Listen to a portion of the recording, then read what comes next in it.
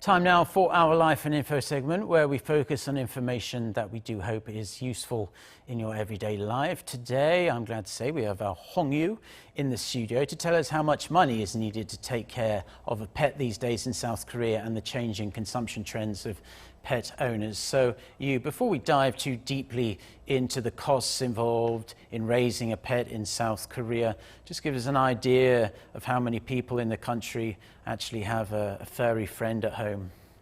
Well, Mark, more than 1 million people in South Korea have a pet. That is one pet for every 4 households. Those that raise a pet have the pet for an average of 9 years.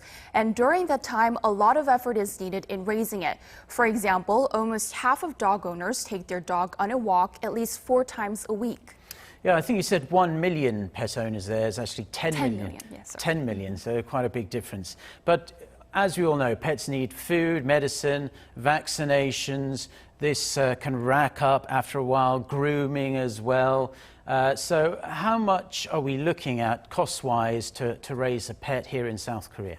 Well, according to a pet report by KB Financial Group, an average of $85 per month is needed in raising a dog, and an average of $64 is needed in raising a cat. Most of the money is used for pet food and for the treats, and the rest of the money is used for medical care and grooming. But people are happy to treat their pets because these days pet owners think of their pets as a member of their family. In Korea, these people are called pet fam. The pet industry has seen an average of 19% annual growth on the back of this trend. And because people think of their pets as part of their family, they want to take their pets along with them on trips. So tour companies have started creating pet tours. Because there are people who want this kind of tour, we saw a potential of such product in the market, and so we came up with our Jeju Pet Tour. Pets can accompany their family all the time during the tour to Jeju Island, including at the restaurant, tour spots, and the hotel, because this tour is pet-centered. He said that the booking rate is increasing, and so they're planning to come up with more pet tours to other parts of South Korea and even abroad. Yeah, it's interesting that this industry is really growing because under the new law here in South Korea, dog owners have to keep their dogs on a leash. So these kind of areas where dog-friendly gives the dogs a chance to get off the leash and have a bit more freedom, which is always good to see. So we've been talking a bit about the costs involved in raising pets, $86 for a dog and $64 for a cat. But to what kind of length do certain people go in South Korea to really pamper their favorite pet?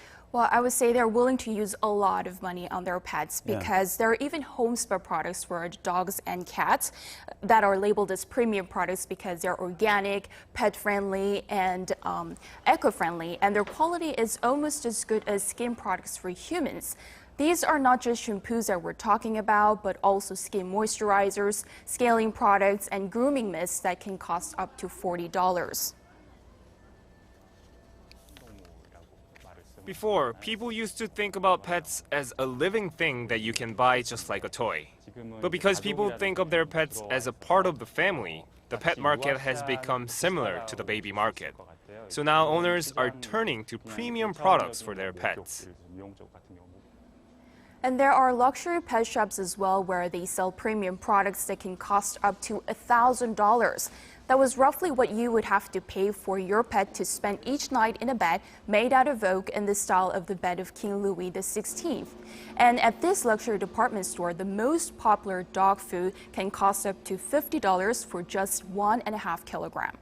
Wow, that's incredible, really. You could get a decent amount of steak for that price. Right. So some dogs are eating better than humans in Korea, it seems. I think a lot of this has to do with the rise of single-person households. They don't have children to take care of, so they get a dog and pour all their disposable income into taking care of their pets.